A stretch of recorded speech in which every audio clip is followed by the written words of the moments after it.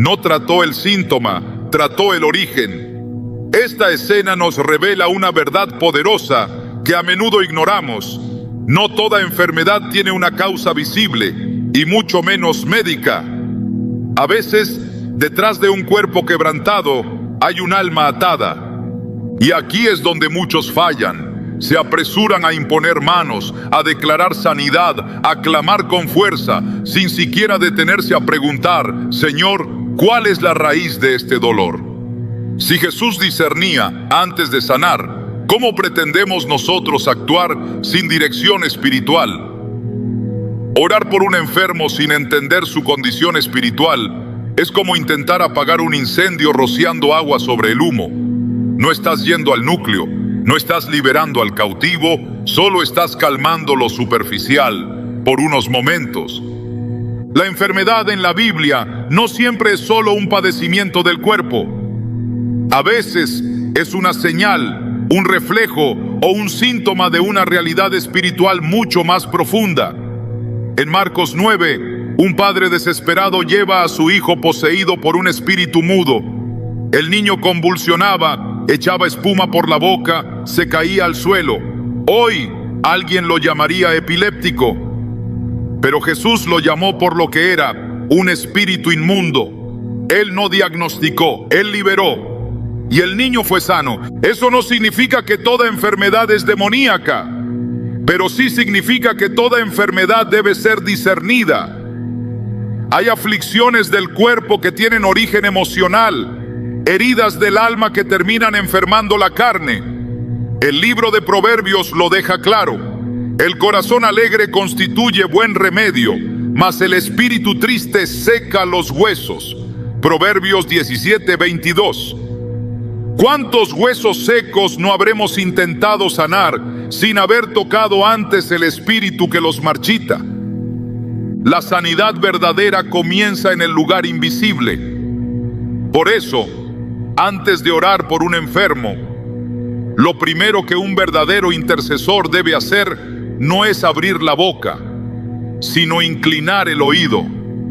Preguntar a Dios en lo secreto: ¿qué me estás mostrando aquí? ¿Qué hay detrás de este dolor? Porque si el Espíritu no revela, el hombre solo repite fórmulas, y las fórmulas no sanan. La revelación sí. Recuerdo el caso de un pastor que fue llamado a orar por una mujer con fuertes dolores de estómago. Varios ministros habían orado por ella antes. Declaraciones de sanidad, aceite ungido, imposición de manos. Nada funcionaba. Cuando este pastor llegó, no comenzó con una oración fuerte. Solo la miró, guardó silencio y luego le preguntó: ¿a quién no has perdonado? La mujer rompió en llanto. Llevaba años guardando rencor contra su hermano. Después de confesarlo y perdonarlo, su dolor desapareció sin que nadie tuviera que levantar la voz. Ese día no solo fue sanada, fue liberada. No era una dolencia médica, era un veneno espiritual que estaba pudriendo su interior. La enfermedad en muchos casos es la voz del alma gritando que algo está mal. El cuerpo solo responde al eco de un corazón herido, de un espíritu cargado, de una conciencia que no ha sido limpiada. En el Salmo 32, David escribe: mientras callé, se envejecieron mis huesos en mi gemir todo el día. Mi vigor se volvió en sequedades de verano. El pecado oculto enfermaba su cuerpo. No había virus ni bacteria, había culpa. Cuando oramos por sanidad sin discernimiento, podemos estar calmando un síntoma sin enfrentar el verdadero enemigo, y eso es peligroso, porque alimenta la ilusión de sanidad sin tratar el problema. Es como maquillar una herida abierta. Se ve mejor, pero sigue infectada. Dios no quiere cosméticos espirituales. Él quiere transformación real. Y esa transformación solo es posible cuando el intercesor se mueve por el Espíritu y no por la prisa de demostrar poder. Jesús nunca se apresuró a orar. Él caminaba con el Padre, escuchaba, discernía. En Juan 5, cuando se encuentra con el paralítico en el estanque de Betesda, no le impone manos de inmediato. Primero le hace una pregunta clave: ¿quieres ser sano? Parecería innecesario. ¿Cómo no iba a querer? Pero Jesús sabía que algunas personas se han acostumbrado tanto a su dolor que ya no buscan sanidad sino atención. El problema no era solo físico, había una actitud interior que también debía ser confrontada, y eso solo se discierne en el espíritu. Hoy en día muchos oran con buena intención, pero sin discernimiento. Llenan sus palabras de versículos y autoridad aparente, pero sus ojos están cerrados a la realidad espiritual que enfrentan. Es como entrar a una batalla sin saber contra quién luchas. Pablo nos advirtió en Efesios 6:12, porque no tenemos lucha contra sangre y carne, sino contra principados, contra potestades, contra los gobernadores de las tinieblas de este siglo. ¿Cómo podremos derrotar al enemigo si ni siquiera lo hemos identificado? ¿Cómo podremos orar eficazmente por un enfermo si no entendemos qué tipo de cadena lo tiene atado? Muchos creyentes han convertido la oración por los enfermos en un acto automático, como si cada caso fuera igual, como si repetir las mismas palabras funcionara en todos los contextos. Pero la oración no es una fórmula, es una conexión viva, y esa conexión requiere sensibilidad espiritual. No puedes tratar a una persona que tiene una carga demoníaca con palabras suaves de consuelo, ni a alguien que está siendo probado por Dios con gritos de reprensión. Cada caso es único y solo el Espíritu puede mostrarte la raíz. En el Antiguo Testamento, cuando Eliseo fue llamado a orar por Naamán, el general sirio, no salió a imponer manos. Le envió una instrucción sencilla pero espiritual: sumérgete 7 veces en el Jordán. Naamán se ofendió. Esperaba una intervención espectacular, pero la sanidad no estaba en el espectáculo, estaba en la obediencia.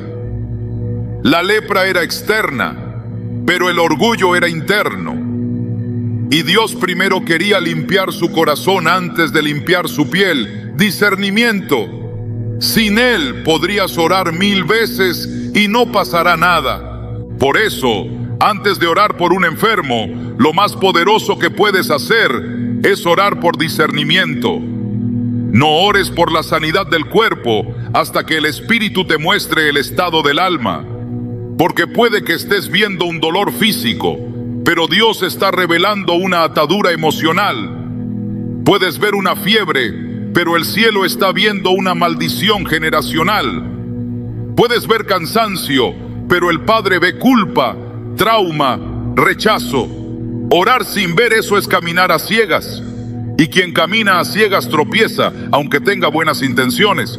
La iglesia está llamada a sanar, sí, pero más aún está llamada a liberar, a restaurar, a discernir, porque donde hay discernimiento hay precisión, y donde hay precisión hay poder. Jesús no hacía oraciones largas, pero cada palabra que decía golpeaba directo en el lugar correcto, porque hablaba lo que oía del Padre, no lo que salía de su emoción.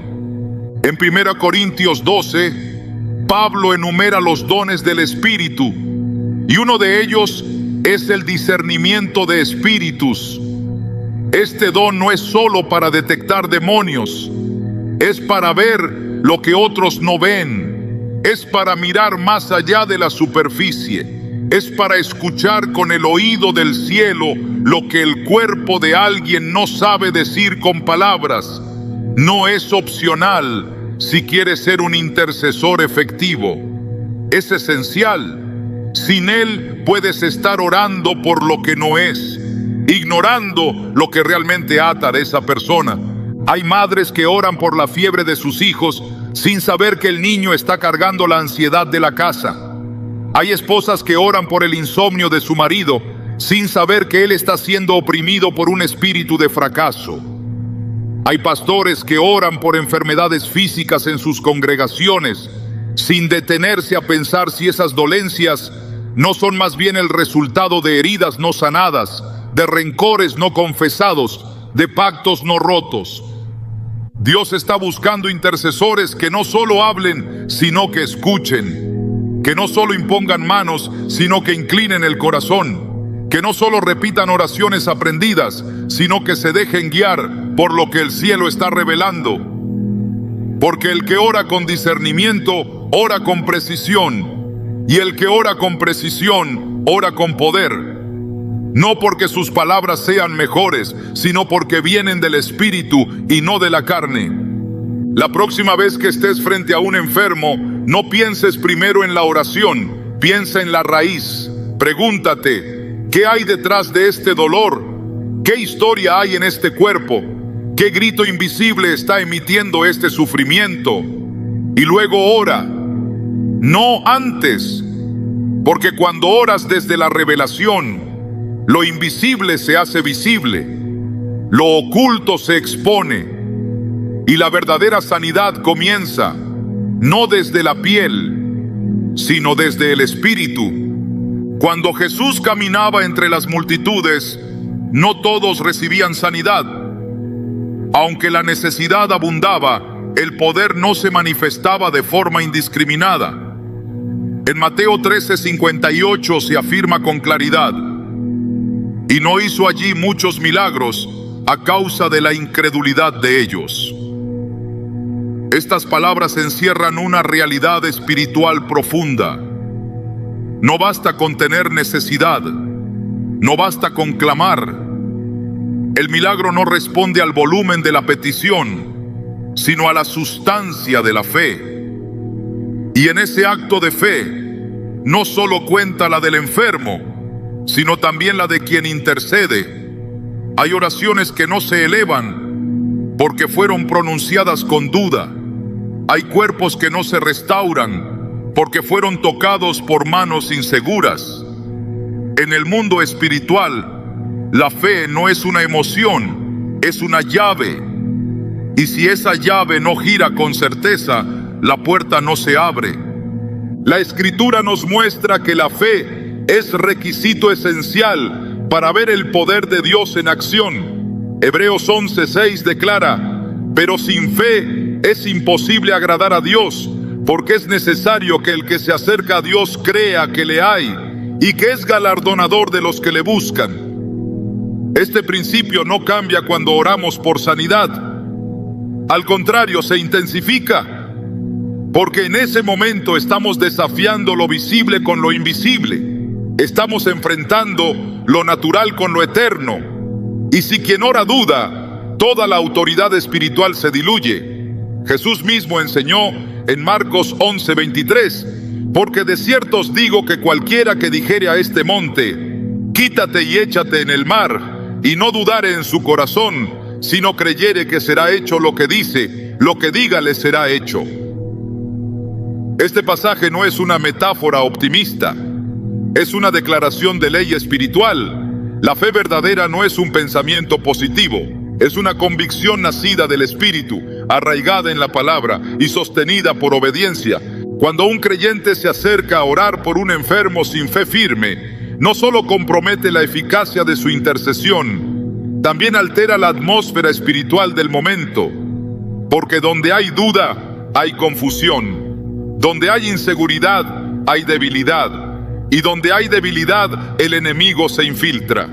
Santiago 1:6-8 advierte: pero pida con fe, no dudando nada, porque el que duda es semejante a la onda del mar, que es arrastrada por el viento y echada de una parte a otra. No piense pues quien tal haga que recibirá cosa alguna del Señor.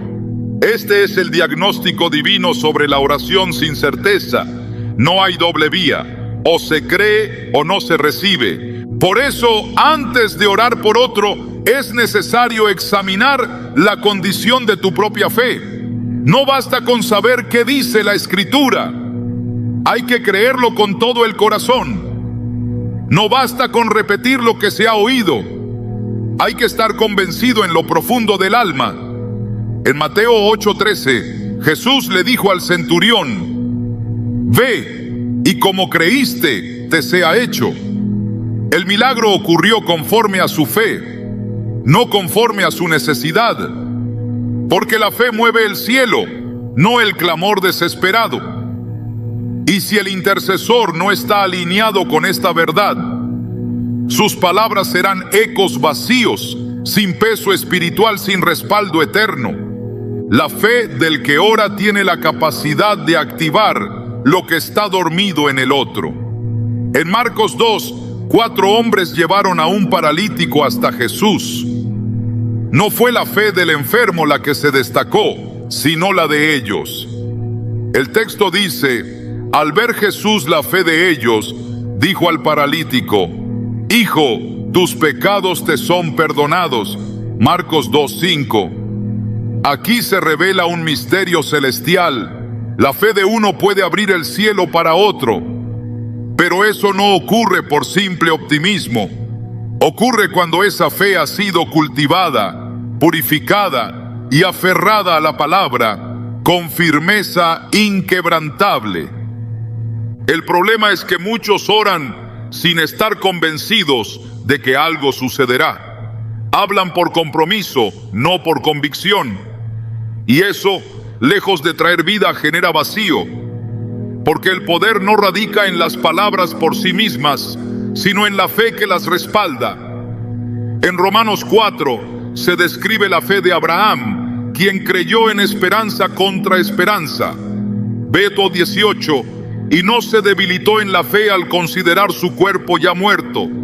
Veto 19, él no negó la realidad, pero tampoco se sometió a ella. Esta es la actitud del que ora por sanidad con fe genuina. Reconoce lo que ve, pero no lo declara como definitivo. Afirma lo que el cielo ha dicho, aunque la tierra aún no lo muestre. Orar con fe no es solo confiar en que Dios puede sanar, es estar convencido de que Él tiene el poder para hacerlo aquí y ahora, conforme a su voluntad. En Hechos 3, Pedro y Juan se encuentran con un cojo a la puerta del templo. Pedro no dudó, no titubeó, no vaciló. Dijo con seguridad: no tengo plata ni oro, pero lo que tengo te doy.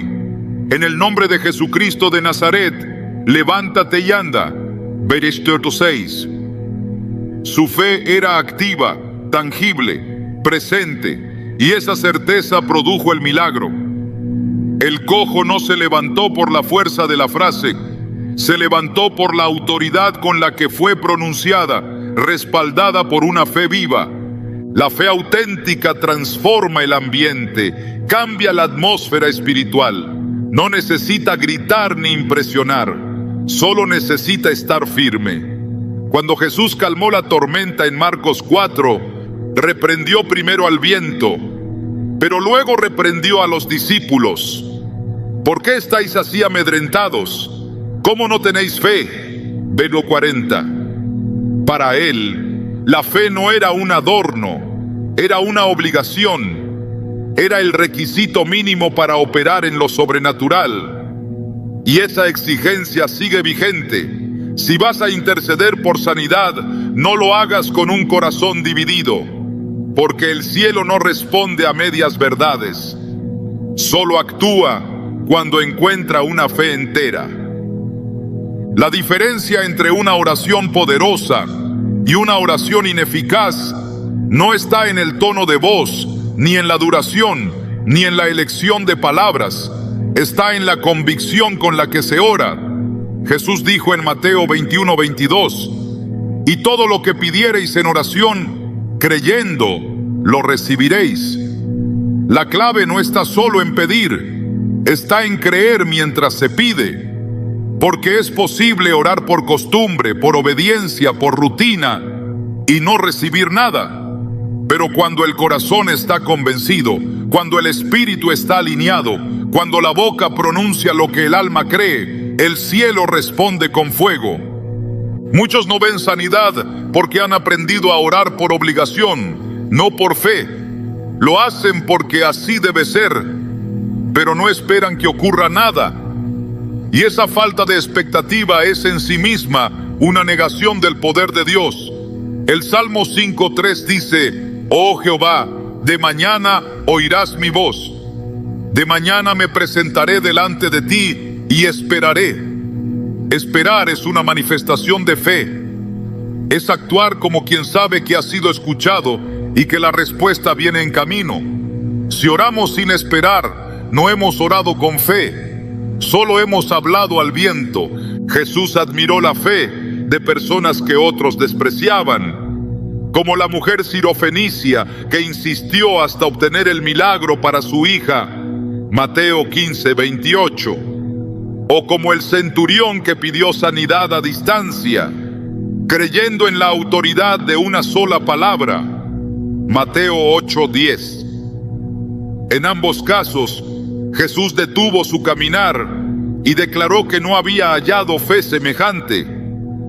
Y ese reconocimiento no fue simbólico, fue determinante. El milagro se soltó porque hubo fe. Una fe que no se basaba en emociones ni en experiencias previas, sino en una confianza total en el poder de la palabra divina. Por eso, antes de acercarte a un enfermo con intención de orar, examina si tu fe está activa o dormida, si confías en lo que Dios ha dicho o en lo que tus ojos ven. Porque si lo haces desde la fe, no necesitarás justificarte ni repetir frases largas. Tus palabras tendrán peso, tu oración tendrá respaldo, tu autoridad será visible y la atmósfera cambiará. El intercesor eficaz es aquel que ha aprendido a creer incluso cuando todo alrededor le dice que no, que ha entrenado su espíritu para aferrarse a la promesa, no a la circunstancia, que ha crucificado la duda y abrazado la verdad, sin importar lo que sus sentidos perciban. Esa es la fe que agrada a Dios. Esa es la fe que sana. Esa es la fe que vence al mundo. Cuando Pedro caminó sobre las aguas en Mateo 14, lo hizo porque creyó en la palabra de Jesús: ven. Pero comenzó a hundirse cuando apartó la mirada y comenzó a temer. El poder no había cesado, la palabra seguía vigente. Lo que cambió fue su enfoque. Dejó de creer, y eso bastó para perder el terreno ganado. Esta escena no es solo una anécdota de coraje, es una advertencia para todos los que oran por otros. Si dudas, te hundes. Si crees, caminas sobre lo imposible.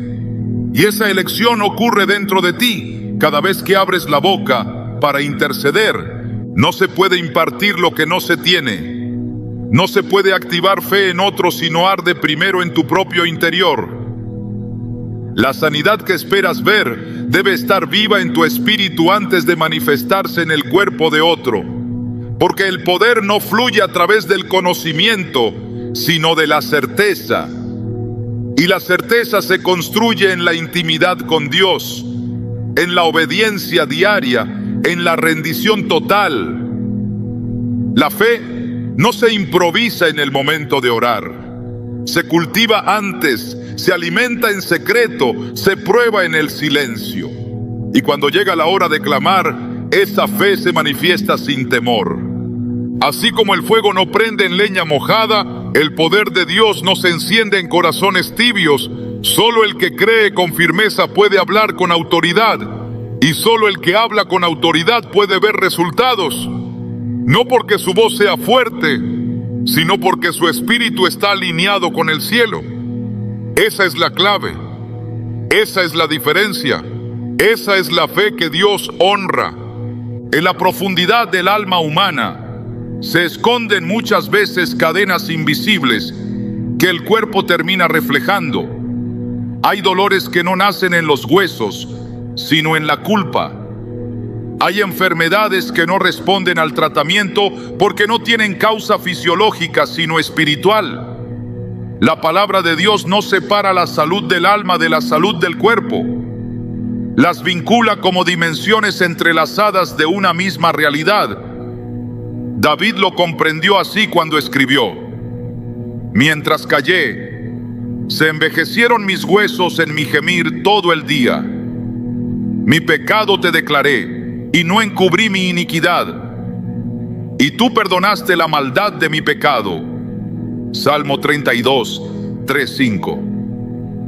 La restauración de su cuerpo fue consecuencia directa del quebrantamiento de su espíritu.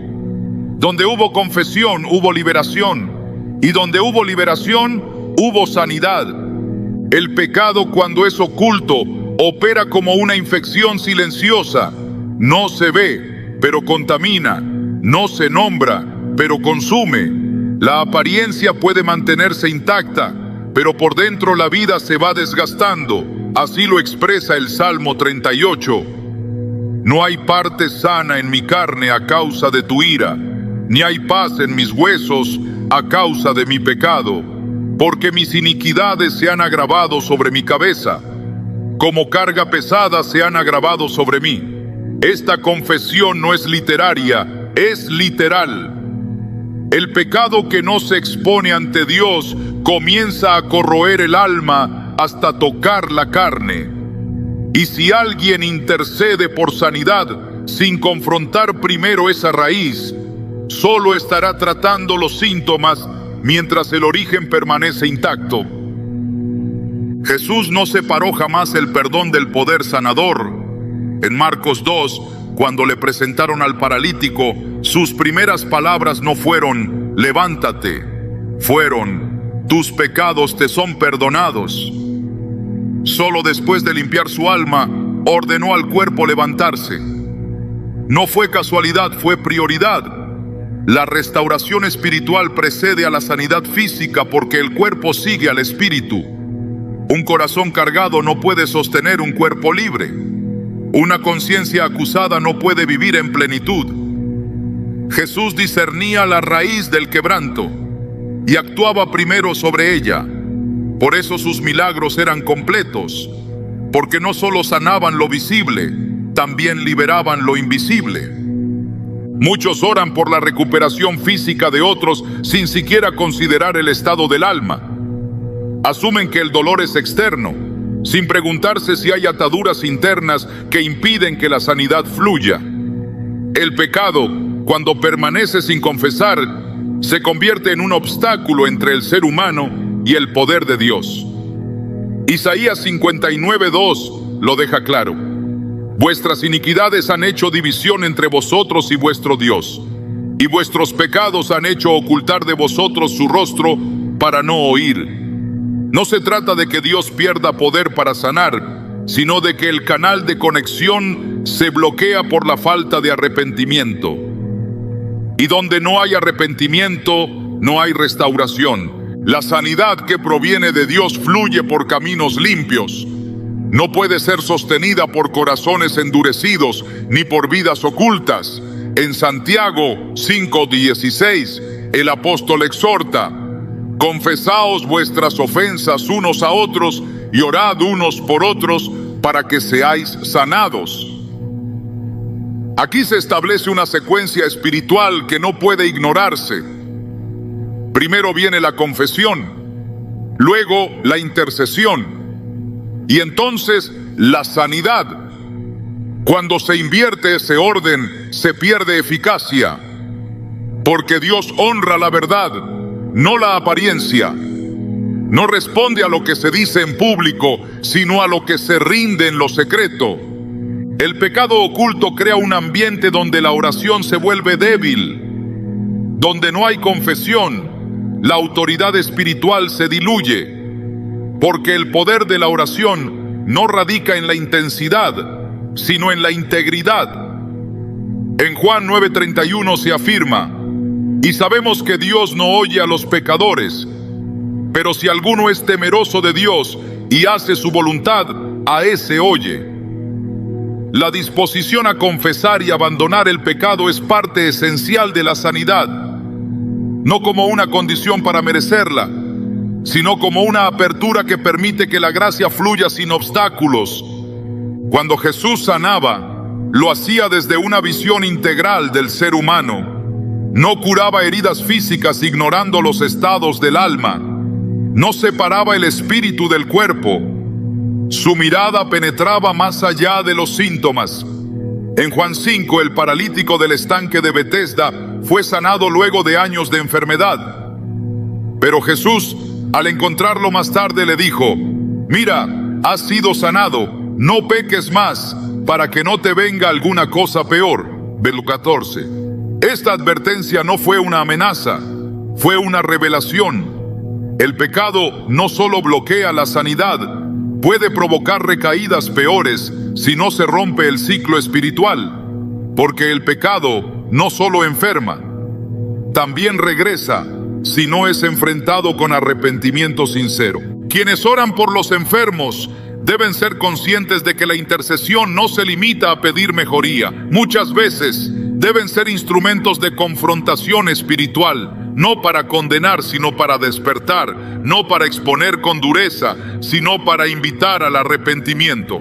Porque cuando el corazón se quebranta, el cielo responde con misericordia. Y cuando la boca confiesa, el cuerpo puede comenzar a sanar. El Salmo 103:3 exalta a Dios diciendo: Él es quien perdona todas tus iniquidades, el que sana todas tus dolencias. No son acciones separadas, van juntas. El mismo Dios que perdona es el que sana. El mismo amor que limpia es el que restaura. La raíz del pecado no confesado es el orgullo. Y el orgullo es incompatible con la gracia. Dios resiste al soberbio, pero da gracia al humilde. Santiago 4:6. Por eso la confesión no es solo un acto de sinceridad, es una llave que abre el acceso a los milagros.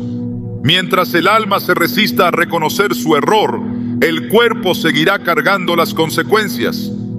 Porque lo que se calla en el espíritu se grita en la carne.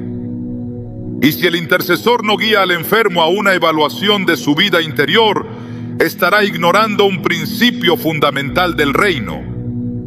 No se trata de buscar culpas donde no las hay. Se trata de tener la sensibilidad espiritual para percibir cuando una enfermedad es reflejo de un conflicto no resuelto con Dios.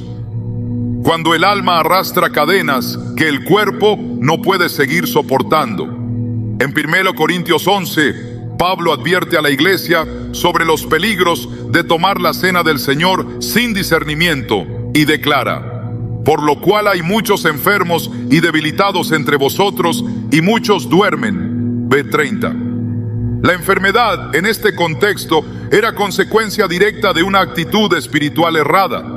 No se trataba de un juicio arbitrario, sino de una consecuencia espiritual no atendida. El reino de Dios no funciona con apariencias, funciona con verdad.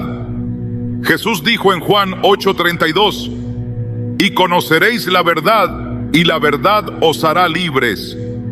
No dijo que la oración los haría libres. Dijo que la verdad, cuando es conocida y aceptada, rompe cadenas. La confesión del pecado no es una humillación pública. Es una declaración de guerra contra lo que ha mantenido el alma cautiva. Y cuando esa verdad sale a la luz, la oscuridad pierde poder y el cuerpo comienza a experimentar la libertad que nace de la limpieza espiritual. La autoridad para orar con eficacia se sostiene en la santidad. El intercesor que guarda pecado pierde acceso. Y el enfermo que se niega a confesar limita la obra de Dios en su vida. Por eso, antes de clamar por un milagro, es necesario abrir el corazón, porque lo que no se rinde no se transforma, y lo que no se expone ante Dios no puede ser sanado por Él. El quebrantamiento es la puerta que lleva a la restauración, no como un acto de dolor, sino como una entrega que permite que la gracia fluya sin impedimentos. En el Antiguo Testamento, cuando el pueblo de Israel caía en pecado, la enfermedad y el desastre no tardaban en llegar. Pero cada vez que se humillaban, confesaban y buscaban el rostro de Dios, Él los restauraba. Así lo promete 2 Crónicas 7:14. Si se humillare mi pueblo, sobre el cual mi nombre es invocado, y oraren y buscaren mi rostro, y se convirtieren de sus malos caminos, entonces yo oiré desde los cielos y perdonaré sus pecados y sanaré su tierra. La sanidad viene después del perdón, y el perdón viene después del arrepentimiento. Esa es la secuencia que activa el poder restaurador del cielo. Por eso, no se debe orar por un enfermo sin antes atender el estado de su alma, sin preguntarse si hay heridas abiertas, pactos sin romper, amarguras no entregadas o pecados no confesados, porque la oración más elocuente no puede compensar la falta de verdad, y el amor más sincero no puede reemplazar la necesidad de arrepentimiento. La sanidad divina no es una transacción, es una consecuencia de la comunión con Dios. Y esa comunión comienza cuando el alma se rinde, el corazón se abre y la verdad es pronunciada. No toda enfermedad será sanada en esta vida, y no toda oración, por más intensa que sea, cambiará un diagnóstico cuando Dios ha determinado que esa situación glorificará su nombre de otra forma. En la mente del hombre esto puede parecer injusto, pero en la economía del cielo, cada lágrima, cada proceso y cada enfermedad tienen propósito. No existe sufrimiento sin registro en la eternidad. Por eso, orar sin antes conocer la voluntad de Dios no es solo un acto de ignorancia espiritual, es también una forma de desconexión. Porque en el reino, la verdadera autoridad no fluye desde el impulso, sino desde la alineación con el corazón del Padre. Jesús, el Hijo amado, el sin pecado, el lleno de gracia y verdad, no se movía por emoción, no sanaba por reacción, no liberaba por costumbre.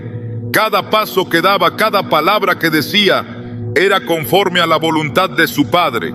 En Juan 5:19 lo declara con firmeza. De cierto os digo, no puede el Hijo hacer nada por sí mismo, sino lo que ve hacer al Padre. Él no impuso manos por hábito. No tocó enfermos solo porque estaban allí. Actuó donde el cielo ya había dado permiso. Y ese permiso no era genérico, era específico. Jesús discernía momentos, leía el cielo, interpretaba el silencio divino y no presumía que el milagro siempre sería la respuesta. La voluntad de Dios es perfecta, pero no siempre es comprensible de inmediato. Hay situaciones donde la sanidad se manifiesta y otras donde el proceso continúa. Hay oraciones que son seguidas por un milagro instantáneo y otras que reciben un silencio cargado de eternidad. Pablo, apóstol de poder y revelación, clamó 3 veces para que el Señor quitara de él un aguijón. Pero la respuesta no fue la que muchos esperan. Dios no eliminó el dolor, no cambió la circunstancia, solo dijo: bástate mi gracia, porque mi poder se perfecciona en la debilidad. 2 Corintios 12:9. Aquí el cielo no negó la petición por falta de fe.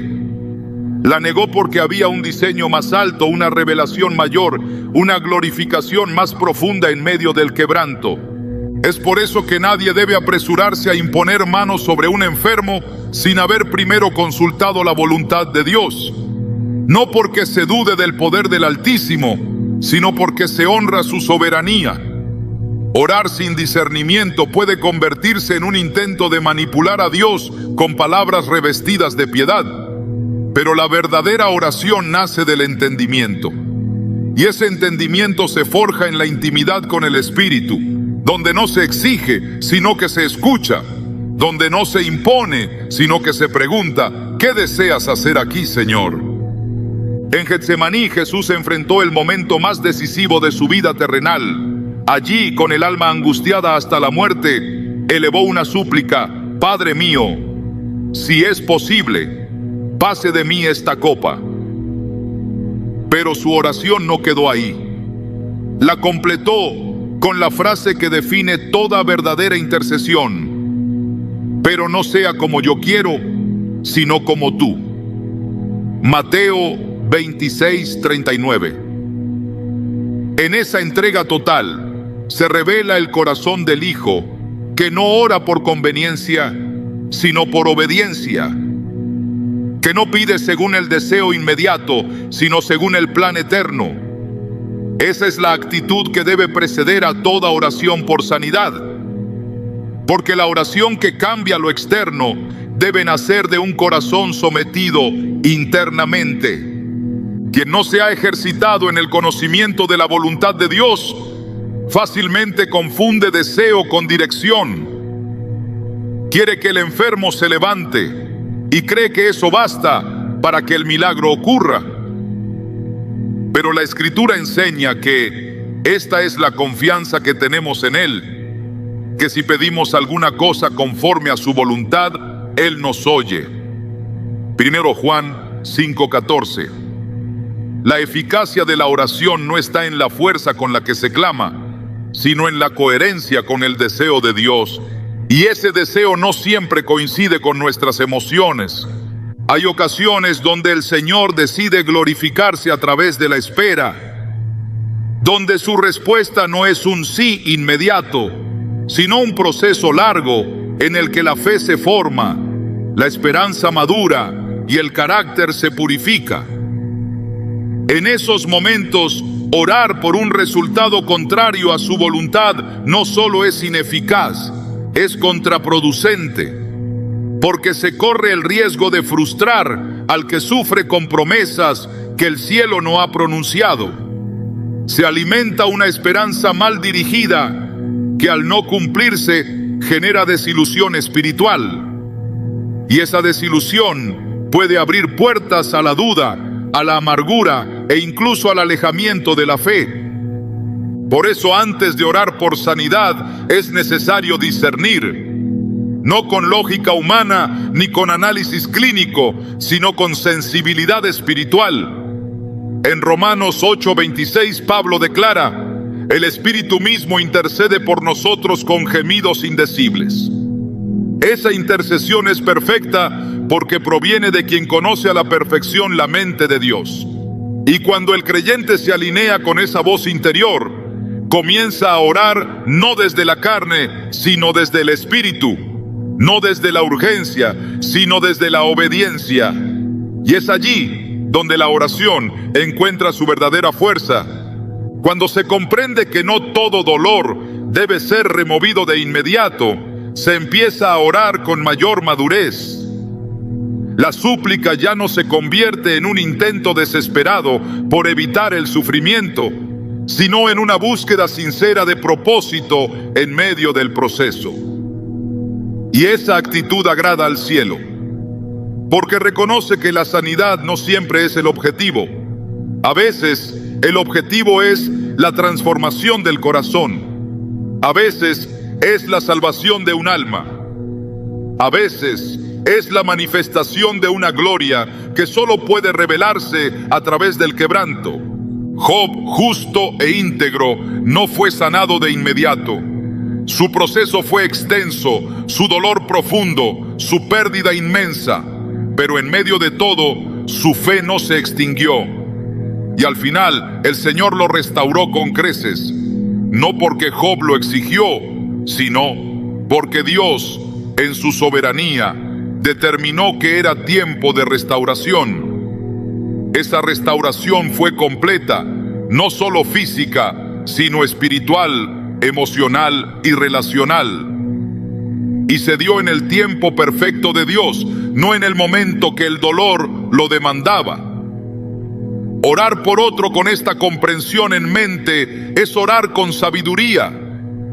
Es interceder con conciencia de que se está tratando con los planes eternos de Dios, no con los caprichos del momento. Cuando Elías oró para que no lloviera y luego oró para que la lluvia volviera, no lo hizo por impulso. Lo hizo porque conocía el corazón de Dios, porque había recibido dirección, porque su oración no era un intento de mostrar poder, sino una respuesta a una instrucción divina. Así debe ser también cuando se ora por los enfermos. No es un ejercicio de demostración espiritual, Es un acto de obediencia, nacido del conocimiento de lo que Dios ha decidido hacer en ese tiempo, en esa vida, en esa circunstancia. A veces, la oración por sanidad es escuchada como un clamor de compasión, pero la respuesta divina es distinta de lo esperado. No es que Dios sea insensible, es que su visión es más amplia. Él ve lo que nosotros no vemos, sabe lo que nosotros no sabemos, y lo que parece una negativa es muchas veces una afirmación de un plan mayor, un plan que incluye redención, salvación, restauración o testimonio. Un plan que, aunque no incluye la sanidad inmediata, sí contiene la obra perfecta que prepara al alma para la eternidad. Por tanto, no se debe poner manos sin haber consultado primero. No se debe clamar sin haber preguntado antes. Porque la oración sin dirección es solo ruido, y el toque sin respaldo celestial no transforma. Pero cuando se ora conforme a la voluntad de Dios, aunque la respuesta no sea la que se desea, siempre será la que edifica, siempre será la que perfecciona, siempre será la que glorifica al Padre. La mayor honra que puede rendir un intercesor no es lograr que todos los enfermos se levanten, es ser instrumento fiel de los planes de Dios, aunque esos planes incluyan tiempos de espera, caminos de quebranto o procesos sin explicación humana. Porque cuando el intercesor ora no desde su impulso, sino desde la revelación, se convierte en un canal puro por donde el cielo se manifiesta tal como ha sido diseñado. No todo el que ora está autorizado para hacerlo, y no toda palabra pronunciada en el nombre de Dios lleva consigo el peso del cielo. El error de muchos no es la falta de deseo, sino la falta de respaldo. La oración que toca el cielo no nace solo del conocimiento, sino de la posición espiritual. Porque quien no ha sido enviado, tampoco será respaldado. La autoridad no se improvisa, se recibe. Y si se actúa sin ella, el resultado no es simplemente ineficacia, sino riesgo espiritual. En el mundo natural, nadie se atrevería a ingresar en un terreno militar sin la acreditación necesaria. En el ámbito espiritual, esa osadía puede tener consecuencias mucho más graves. Hechos 19 nos presenta una advertencia clara. Los hijos de Seba intentaron usar el nombre de Jesús como fórmula. Dijeron a los espíritus: os conjuro por Jesús, el que predica Pablo. Pero el mundo espiritual no responde a referencias ajenas. No teme a palabras sin sustancia. El espíritu maligno respondió: a Jesús conozco y sé quién es Pablo, pero vosotros, ¿quiénes sois? Y el resultado fue una humillación pública. Aquellos hombres fueron heridos y desnudos, no por falta de volumen en su voz, sino por falta de legitimidad espiritual. El nombre de Jesús no es un talismán, es una llave sagrada que solo opera en manos de los que viven bajo su autoridad. La autoridad espiritual no está en lo externo, no se manifiesta por el título, ni por la experiencia, ni por la posición eclesiástica.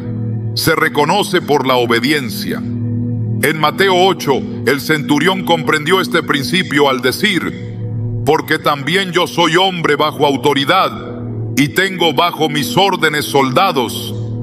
Jesús quedó maravillado, no porque el hombre tuviera poder, sino porque entendía que la verdadera autoridad no nace del que manda, sino del que primero se somete.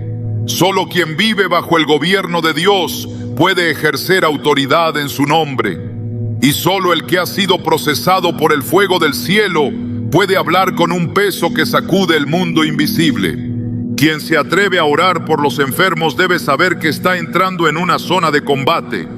La enfermedad en muchos casos es una manifestación de guerra espiritual.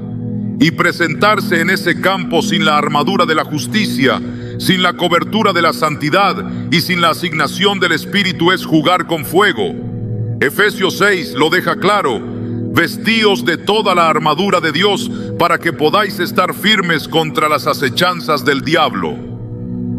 Orar sin esa armadura no solo es imprudente, es invitar al enemigo a contraatacar. Porque el mundo espiritual reconoce inmediatamente quién tiene derecho a hablar en nombre del Rey y quién solo repite frases aprendidas. El ministerio de sanidad requiere una vida consagrada, no porque el milagro dependa de la perfección del intercesor, sino porque la autoridad se construye en el altar. El que no ora en lo secreto no puede pretender eficacia en lo público. El que no se somete a la disciplina del Espíritu no tiene sustancia para enfrentar las tinieblas. Santiago 5:16 dice que la oración eficaz del justo puede mucho. No dice que puede mucho la oración intensa o la oración emocional, sino la del justo. La justicia no es una declaración externa, es una realidad interna.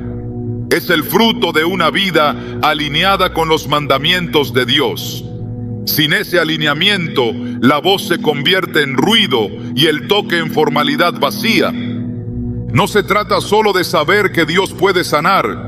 Se trata de vivir de tal manera que el poder de Dios fluya sin obstáculos. La autoridad espiritual no se manifiesta por accidente. Es resultado de una comunión profunda, de una obediencia inquebrantable y de una vida rendida. Moisés hablaba cara a cara con Dios y su rostro resplandecía. Esa luz no era mística, era evidencia de una autoridad que no dependía de su habilidad, sino de su intimidad. Hoy muchos buscan resultados sin relación, poder sin proceso, manifestación sin santificación, y por eso sus oraciones no penetran, sus palabras no transforman y sus actos no liberan. El nombre de Jesús solo tiene peso en labios que han sido santificados. Cuando Pedro y Juan sanaron al cojo a la puerta del templo, lo hicieron desde una posición de autoridad legítima. No dijeron: intentaremos sanarte. Dijeron: en el nombre de Jesucristo de Nazaret, levántate y anda. Esa declaración tenía el respaldo del cielo porque sus vidas estaban escondidas en Cristo. La autoridad no estaba en la fórmula, sino en la fuente. Ellos no eran repetidores de frases, eran canales por donde el poder fluía sin resistencia. Quien vive en desobediencia pierde autoridad espiritual. El pecado no confesado corta el fluir. La doble vida contamina la unción. Y cuando esas manos contaminadas por lo oculto se extienden sobre otro para orar, no hay impacto espiritual, solo gesto humano.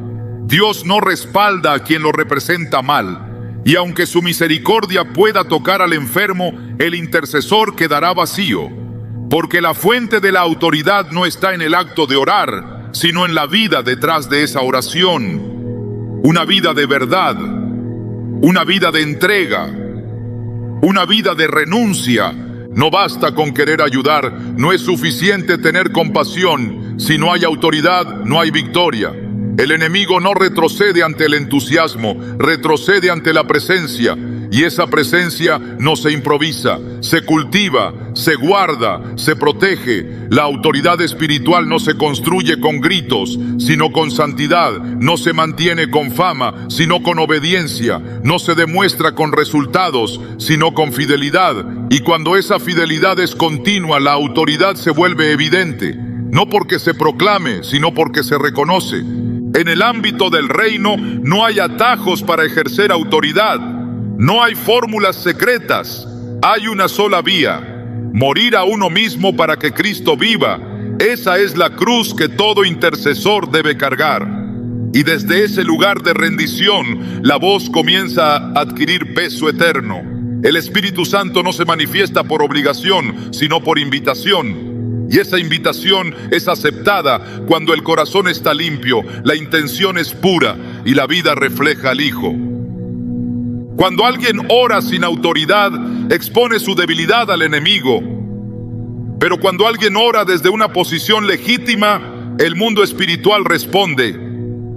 Los demonios huyen, las enfermedades ceden, el poder se manifiesta, no porque el hombre sea especial, sino porque ha sido encontrado fiel. Esa fidelidad es el sello que respalda cada palabra pronunciada. Y cuando se ora desde ese lugar, no hay resistencia que no se quiebre, ni oscuridad que no retroceda. La autoridad no se negocia, no se delega por simpatía, se reconoce por fruto. Jesús dijo, por sus frutos los conoceréis. La oración eficaz no es cuestión de volumen, sino de posición. Y si esa posición está firme en Cristo, cada palabra será espada, cada frase será semilla, cada clamor será fuego. Pero si no hay autoridad, todo será intento, y el reino no avanza con intentos, avanza con fuego, con verdad, con autoridad legítima. Jesús nunca oró por los enfermos para demostrar poder. Cada sanidad fue el resultado de una compasión profunda, no de un deseo de reconocimiento. En Mateo 14:14 leemos, y saliendo Jesús, vio una gran multitud, y tuvo compasión de ellos, y sanó a los que de ellos estaban enfermos. La sanidad fluyó porque su corazón estaba conmovido. No buscaba aprobación, no esperaba aplausos. Su motivación era el dolor de los otros, no la validación personal. Esta es la diferencia entre una oración que toca el cielo y otra que solo llena el espacio. La primera nace del amor genuino, la segunda del ego disfrazado. La compasión no es un sentimiento pasajero, es un reflejo del carácter de Dios. Cuando Jesús vio a las multitudes desamparadas, su reacción no fue estratégica, fue emocionalmente santa. En Marcos 1, un leproso se acercó suplicando ser limpiado. El texto dice que Jesús, movido a compasión, extendió la mano. No lo hizo para probar autoridad, no lo hizo para callar a sus críticos, lo hizo porque su naturaleza es sanar desde el amor. Por eso, cualquier oración por sanidad que no esté impregnada de esa misma compasión está vacía de la sustancia que hace que el cielo se mueva. Muchos oran por los enfermos para ser vistos. Otros lo hacen para mantener una imagen. Pero la verdadera intercesión nunca es un espectáculo, es un sacrificio. No busca la atención de los hombres, sino el alivio de los que sufren. En Mateo 6:5, Jesús advirtió, cuando ores, no seas como los hipócritas, porque ellos aman el orar en pie en las sinagogas y en las esquinas de las calles, para ser vistos por los hombres. Esa advertencia sigue vigente para quien impone manos más por la cámara que por la cruz. Porque cuando el corazón se mueve por protagonismo, el poder se detiene. La oración eficaz nace del quebranto, no de la autosuficiencia. No hay lugar para la vanagloria cuando se clama desde las entrañas por la vida de otro. El intercesor que conoce a Dios no ora para impresionar, ora para servir, ora desde el dolor ajeno que ha hecho suyo. Esa oración no necesita adornos, solo necesita sinceridad. El cielo no responde a los discursos, responde al clamor que viene de un corazón. ¿Sabías que orar por un enfermo sin comprender ciertas verdades espirituales puede hacer más daño que bien? En Santiago 5:15 leemos, y la oración de fe salvará al enfermo, y el Señor lo levantará, y si hubiere cometido pecados, le serán perdonados. Esta promesa poderosa no se activa automáticamente con solo pronunciar palabras.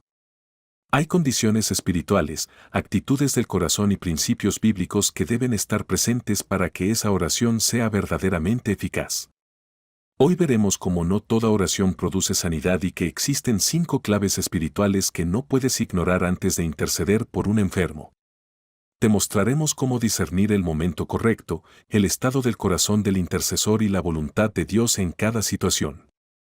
Revelaremos los pasos para orar con autoridad, conforme al Espíritu y no por emoción o costumbre religiosa. ¿Estás listo para entender lo que Dios tiene reservado para ti cuando oras por los enfermos? Cuando Jesús vio a la mujer encorvada que llevaba 18 años imposibilitada para enderezarse, no le recetó descanso ni le preguntó por sus hábitos alimenticios. No. Él discernió algo que nadie más veía. Lucas 13:11 nos dice, y había allí una mujer que desde hacía 18 años tenía espíritu de enfermedad y andaba encorvada y en ninguna manera se podía enderezar. Esa enfermedad no era producto del desgaste físico, ni del paso del tiempo, ni siquiera de una condición genética, era espiritual. Y Jesús, movido por compasión y revestido de autoridad, le habló directamente a la raíz de su aflicción. No trató el síntoma, trató el origen. Esta escena nos revela una verdad poderosa que a menudo ignoramos. No toda enfermedad tiene una causa visible y mucho menos médica. A veces detrás de un cuerpo quebrantado hay un alma atada y aquí es donde muchos fallan.